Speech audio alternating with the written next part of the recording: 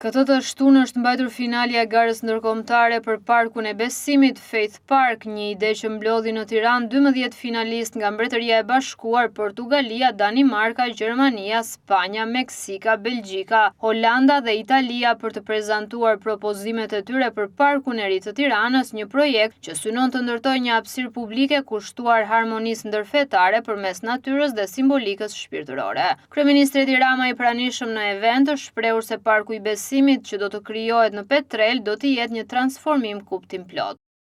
Për mua personalisht është një moment fantastik, sepse qysh prej shumë kohësh kam kopra që flas e që pres me padurim që kjo nismë të gjej hapësirë e të nisë të gjalloj. Sot jemi mbledhur në këtë vend që dikur formësohej nga gjua e ashpër e urdhrave e divizioneve të kazermave ushtarake, një vend ku uniformiteti marshonte shumë më fort se sa uniteti dhe ku po bëjmë një transformim fal talentit të Kengo Kumas dhe këmbënguljes së Fondit Shqiptar të Zhvillimit.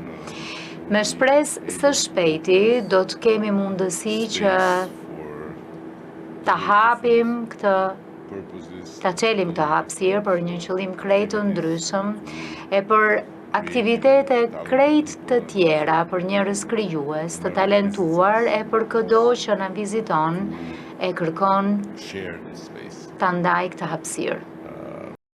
Rama theksoi se ky park nuk është një simbol i fesë, por një faltore adhurimi. Po, kemi sot të nisim diçka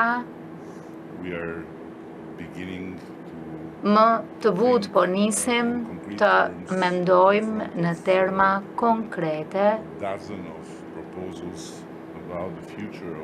përballë dhjetra projekteve për të ardhmen e një zone të tërë përreth që do të bëhet Parku i Besimit.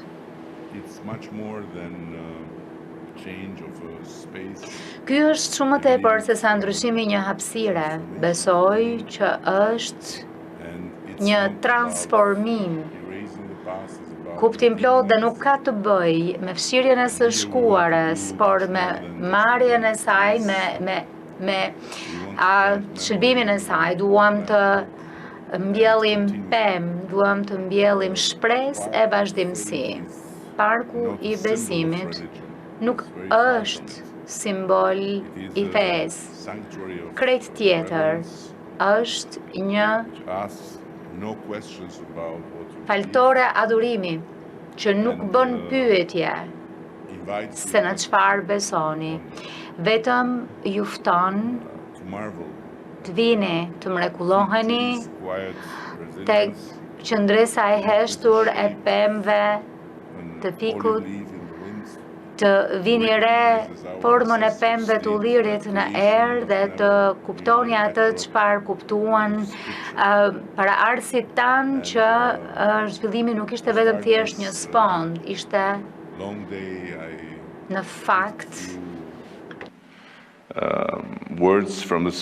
shkrim i shenjtë. Parku i Besimit do të mishërojë elemente nga shkrimet e shenjta, pemë, lule dhe fruta me simbolik të thellë për të ofruar një përvojë reflektimi, bashkëjetese dhe dialogu ndërkulturor në përputhje me traditën e tolerancës fetare në Shqipëri.